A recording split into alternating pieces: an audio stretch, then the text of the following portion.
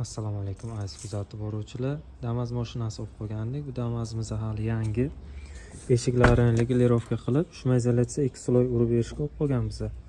Xo'p, bu Damasimizga krugovoy 2 sloy shumayzalatsiya bo'lyapti. Faqat eshik krilo bagajlari bo'lyapti. Oldi grud, torpedalari, pollari bo'lmayapti. Ko'rishlaringiz mumkin, shumayzalatsiya polni urib, valiklab chiqildi. Endi ichiga moy sepib chiqamiz. Hali ish jarayonlari ketyapti. Keyin vakuum qilib yig'iladi ikkinchi sloy. Mana ko'rib turgan bolt joylaringiz hali kruglik qilib ochib chiqiladi. Ish jarayonlari hali ketyapti.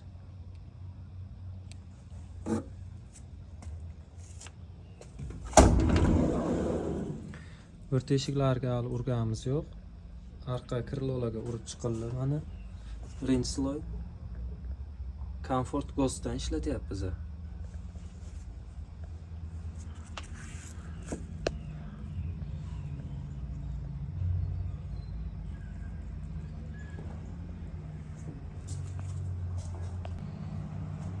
Xo'p, bagaj qismiga kelgan bo'lsak, ko'p og'ir qilmadik bagajni. Joylariga urib chiqdik. Agar ko'p og'ir bo'lib ketsa, bagaj amortizatorlarining kuchi yetmaydi ko'tarishga.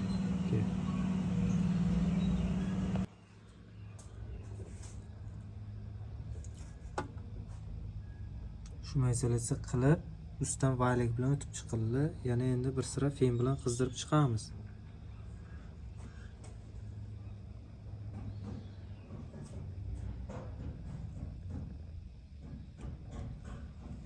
Fen bilan qizdirib, keyin ustidan moy sepib chiqamiz yaxlagandan keyin.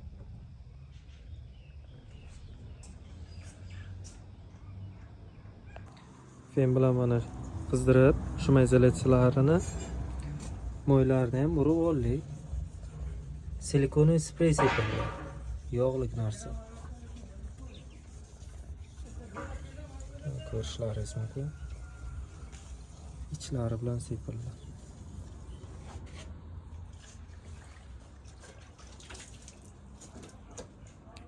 Bagaj qismini ikkinchi sloylari urildi mana.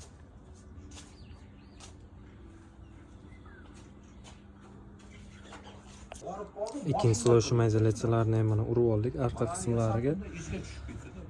Mana shunday ko'rinishga keldi. Endi buni ustidan salafanni yopishtirib qo'yamiz. Buni ikki xil yo'li bor.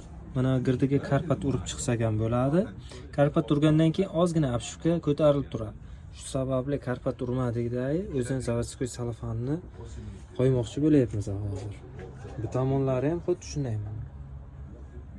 Mana shunaqa ko'rinishga keldi.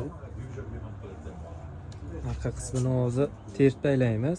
Ikkita o'rta eshikka birinchi, ikkinchi sloy hali urilmadi. Endi urib taylaymiz uni ham. Oqtarganda chiqmaydi. Mana shunaqa holatga keldi bagaj qismlari. Bitta banada ko'rib qoldim, men bitta topdim dedi.